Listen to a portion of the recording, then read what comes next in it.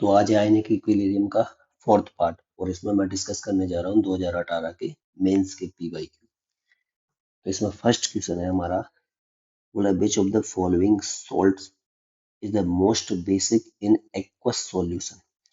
Aqueous solution का मतलब है हम इसकी वाटर के साथ रिएक्शन कराएंगे। जैसे पहला है ऑप्शन में हमारे पास CH3COO। इसकी जब मैं वाटर के साथ रिएक्शन कराता हूँ तो ये बनाता है CH3COOH and KOH।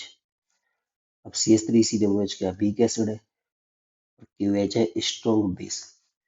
Strong base तो मैं ओवरऑल इस सॉल्यूशन को देखूं तो ये क्या होगा, वीक एसिड और स्ट्रॉन्ग बेस तो बेसिक नेचर का होगा, बेसिक नेचर का।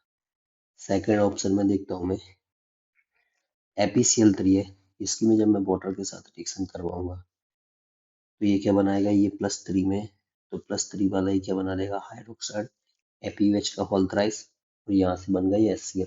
अब ये क्या है वीक बेस है और ये स्ट्रॉन्ग एसिड है तो ओवरऑल सॉल्यूशन क्या हो जाएगा एसिडिक नेचर का।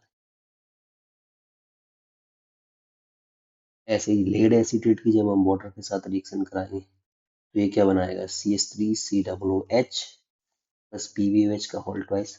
अब अगेन ये क्या है एसिटिक एसिड वीक एसिड और ये वीक बेस है तो सॉल्यूशन वीक एसिड और वीक बेस का मिक्सर सॉल्यूशन है, इसमें कैसा रहेगा न्यूट्रल। पीएच कितनी रहेगी 7।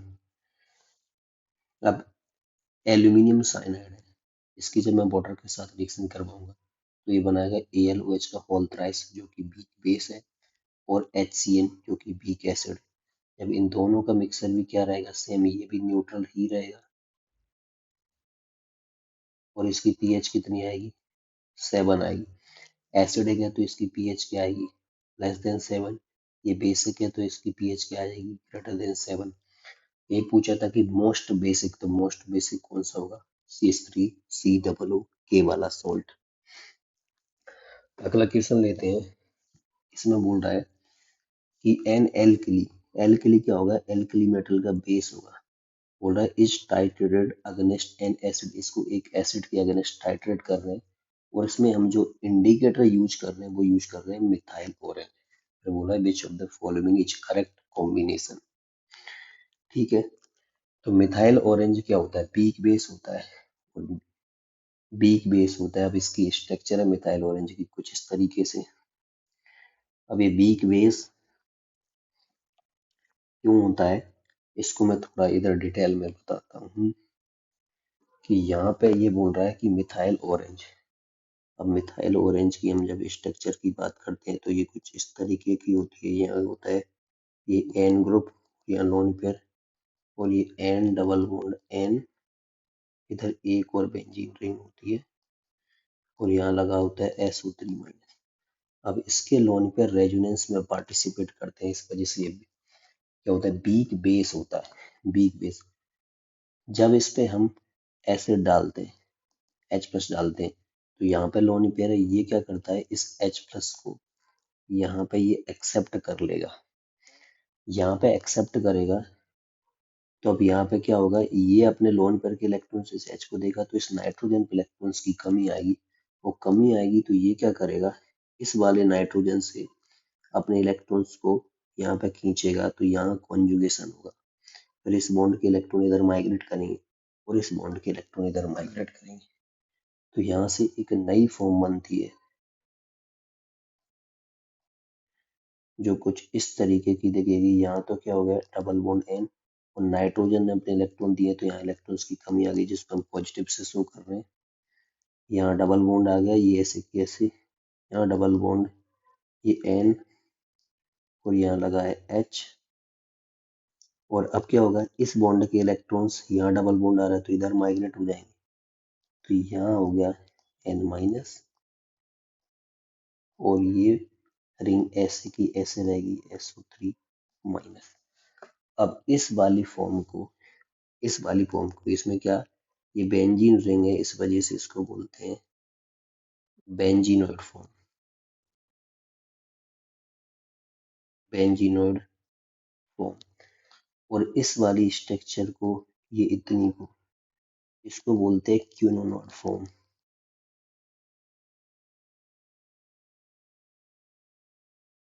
क्विनोनोड फॉर्म। अब ये दोनों क्या होते हैं, अब मैं अगर इस पे वहीं ये एसिडिक मीडियम में बेंजीनोड फॉर्म क्विनोनोड में वहीं अगर मैं बेस डाल दूंगा तो ये जो क्विनोनोड फॉर्म है वो बेंजीनोड फॉर्म में कन्वर्ट हो जाएगी। तो ये क्या होता है, इक्विलिब्रियम में रहती है। अब ये जो बेंजीनोड फॉर्म होती है ये येलो कलर की होती है, येलो कलर की होती है, और जो क्विनोनोड फॉर्म ये रेडिश पिंक कलर की होती है, रेडिश पिंक और पिंकिश रेडिश कलर की, और पिंकिश रेडिश कलर की होती है। तो यहाँ से ये आता है हमारा, तब ऑप्शंस में बात करते तो ये एंड पॉइंट पे क्या होता है, येलो टू पिंकिश रेड और रेडिश पिंक में कन्वर्ट होता है। तो ये हमारा एक ही ऑप्शन में जिसमें येलो टू पिंकिश रेड जा रहा है, yellow to pinkish red, yellow to pinkish red जा रहा है। तो एंड पॉइंट पे क्या होता है, इनिशियल में येलो कलर का होता है और एंड पॉइंट पे पिंकिश रेड में कन्वर्ट हो जाता है।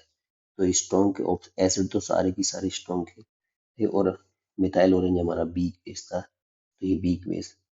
तो यहाँ से इसका हो जाएगा ऑप्शन नंबर 2। फिर अब इसमें हम अगला क्वेश्चन लेते हैं,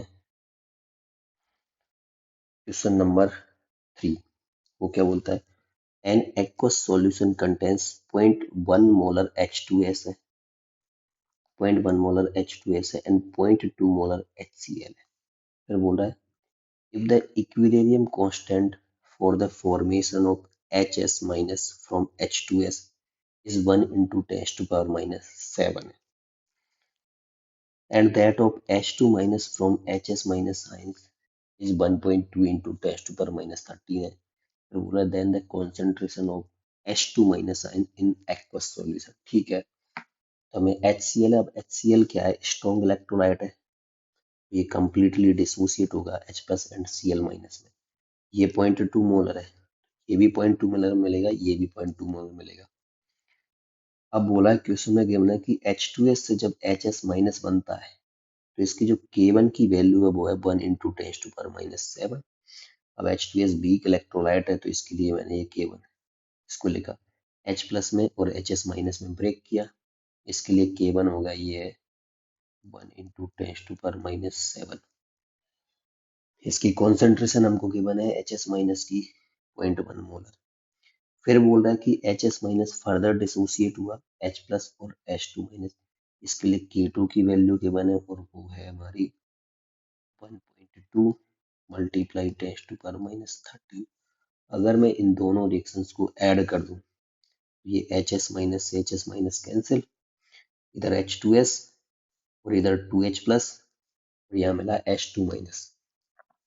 अब यहाँ से के नेट क्या हो जाएगा, जो कि केमिकल इक्विलिब्रियम पढ़ा है, जब रिएक्शंस को ऐड कर रहे हैं तो ये क्या हो जाएगा, मल्टीप्लाई K1 मल्टीप्लाई K2 हो गया। अब मैं इस HCl वाली रिएक्शन को एक बार यहाँ लिख दूंगा तो ज्यादा सही रहेगा। मैंने इसको कंसीडर कर लिया कि ये हमारे पास इसकी क्या हो गई 2S है, इसकी S है, और ये HCl स्ट्रॉन्ग इलेक्ट्रोलाइट है, ये ब्रेक करा H प्लस में और Cl माइनस में। तो ये अगर 0.2 नॉर्मल मोलर है तो ये कितना मिलेगा 0.2, ये भी 0.2। अब टोटल मैं H प्लस की कॉन्सेंट्रेशन की बात करूं तो 2S प्लस कितनी होगी 0.2, और यहाँ से मैं अगर कॉमन इफेक्ट की बात करूं, ये क्या हो गया कॉमन आइन इफेक्ट, इस वजह से ये वाली रिएक्शन क्या जाएगी बैकवर्ड। तो हम इस S को इसमें नेग्लेक्ट कर देंगे तो H प्लस आयन की कॉन्सेंट्रेशन टोटल कितनी लेंगे 0.2, जो कि हमको स्ट्रॉन्ग से मिल रही है।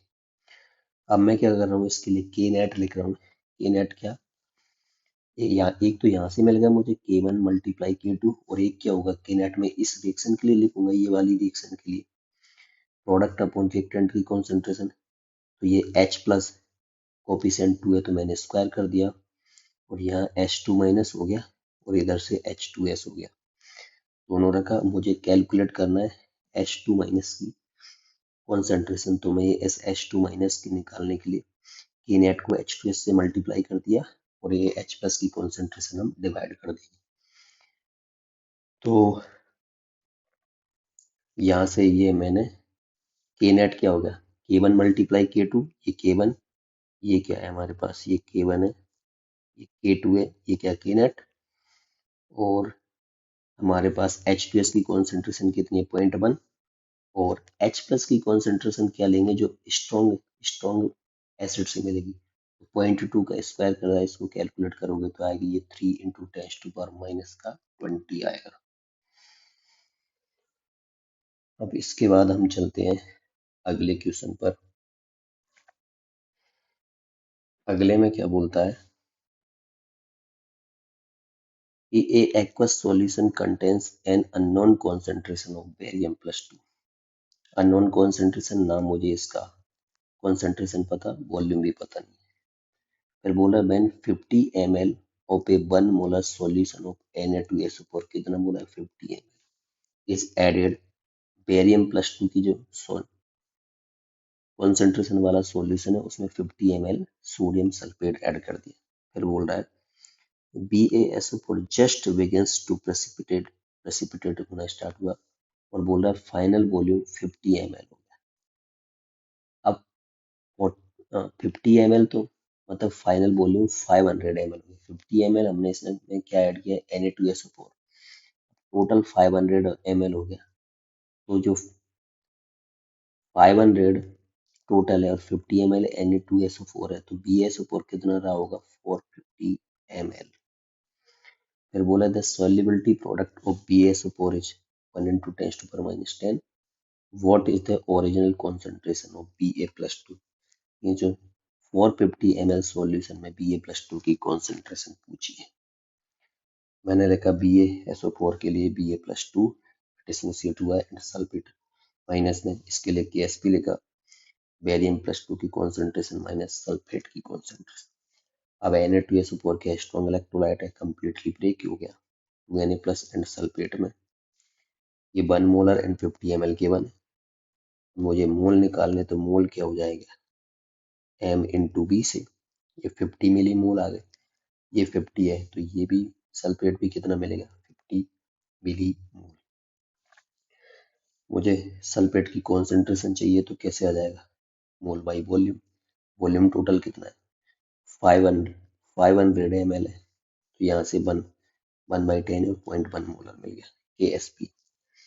Ksp की वैल्यू हमको क्वेश्चन में गिवन है 1 इंटू 10⁻⁻10। मैंने ये Ksp की वैल्यू रखी, Ba प्लस 2 और सल्फेट आयन की कॉन्सेंट्रेशन यहाँ से उठा के रख दी 0.1। तो यहाँ से मुझे बेरियम प्लस 2 की कॉन्सेंट्रेशन मिलेगी 10⁻⁹ मोलर। बट ये किस में मिली है 500 ml सॉल्यूशन में मिली है, और वह वो पूछ रहा है कि बेरियम प्लस 2 की कॉन्सेंट्रेशन चाहिए, ओरिजिनल कॉन्सेंट्रेशन चाहिए। ओरिजिनल का मतलब वो 450 ml वाले में पूछ रहा है। तो अब डाइल्यूशन करने पे मोल्स में तो कोई चेंज होगा नहीं, तो हम क्या करेंगे इनिशियल जितनी बेरियम प्लस 2 की मोल्स होंगी उतने ही क्या होंगे फाइनल होंगे। तो मोल क्या होगा, मोल मैंने कर दिया इनिशियल मोल्स को m into M1V1 equal to M2V। अब हमको इनिशियल कॉन्सेंट्रेशन कैलकुलेट करने को बोल रहा है, और इनिशियल वॉल्यूम कितना है इसका 450, फाइनल मोलरिटी कितनी आई 10⁻⁹ मल्टीप्लाई 500। तो कैलकुलेट करेंगे तो 1.1 इंटू 10⁻⁻10 आ जाएगा।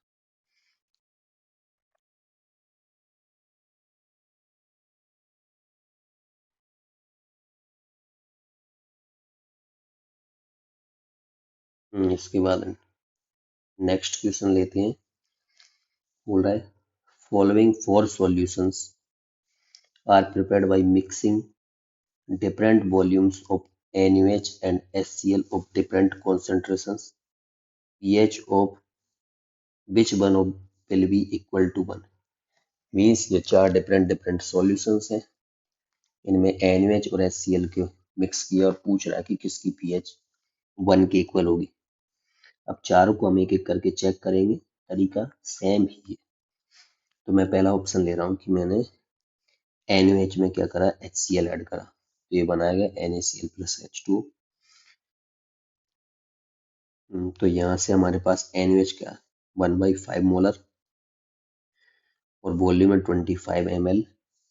HCl कितना है 1/5 मोलर और वॉल्यूम है हमारे पास ये 75 ml।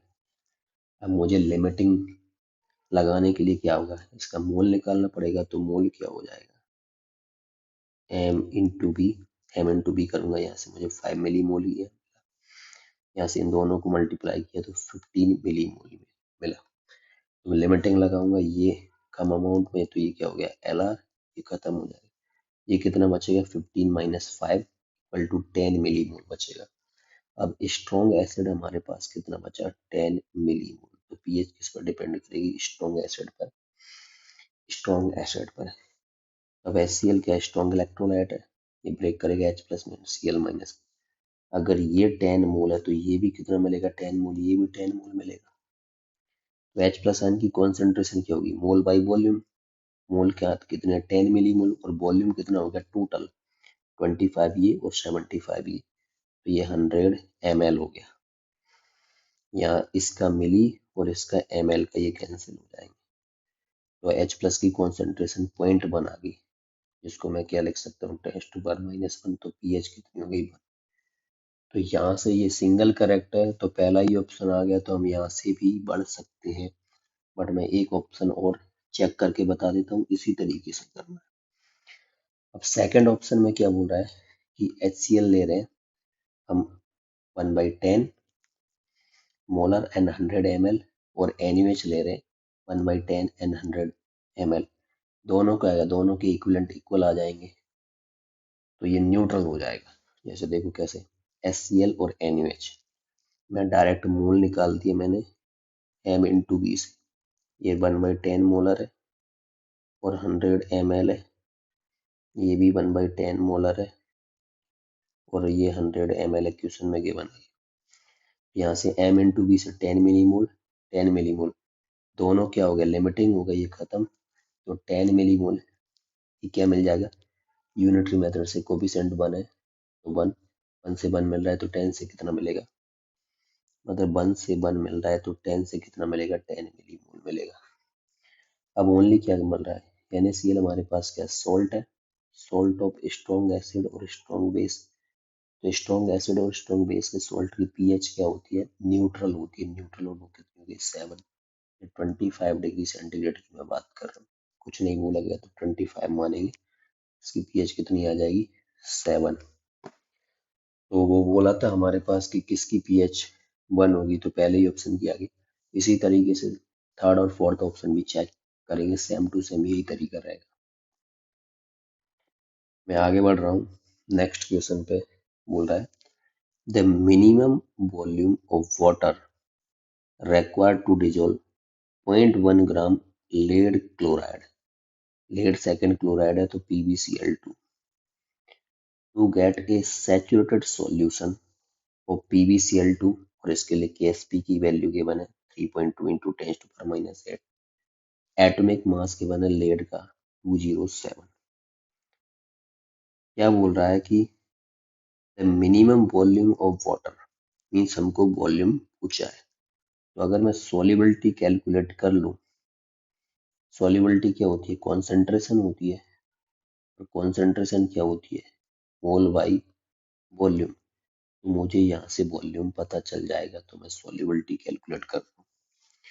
तो PbCl2 क्या है, सॉलिड है, ये ब्रेक किया, Pb plus 2 aqueous 2Cl minus aqueous. इसकी सॉल्युबिलिटी मैंने S कंसिडर करी, यहाँ कोफिशिएंट 2 है तो मैंने इसकी सॉल्युबिलिटी 2S कंसिडर करी। Sp लिखा, ये Pb प्लस 2 की कॉन्सेंट्रेशन और Cl माइनस का स्क्वायर। Sp क्वेश्चन में गिवन है 3.2 इंटू 10⁻⁸। यहाँ से मैंने इसकी कॉन्सेंट्रेशन S रखी, इसकी 2S का स्क्वायर, ये हो गया 4S3। यहाँ से मुझे S की वैल्यू ऑब्टेन हुई 2 इंटू 10⁻⁻3, और ये क्या है, कॉन्सेंट्रेशन। कॉन्सेंट्रेशन क्या होती है, मोल बाई वॉल्यूम, और मोल क्या होता है, mass by molecular weight into volume. तो मुझे वॉल्यूम कैलकुलेट करना है, तो वॉल्यूम इक्वल टू क्या हो गया, मास। मास देखो क्वेश्चन में गिवन है 0.1 ग्राम, PbCl2 तो ये 0.1 ग्राम, और इसका मॉलिकुलर वेट किसका है, PbCl2 का। तो लेड का क्वेश्चन में गिवन है 207 और Cl2 का हो गया 71, ये टोटल कितना हो गया 278। और यहाँ से हमारे पास ये s की वैल्यू आई थी 2 इंटू 10⁻³ इसको रखते हैं तो हमारे पास ये वैल्यू आती है 0.18 या 0.18 लीटर। बस आज की वीडियो में इतना ही। 2019 और उसके आगे वाले अगली वीडियो में करेंगे। तब तक के लिए गुड बाय, जय श्री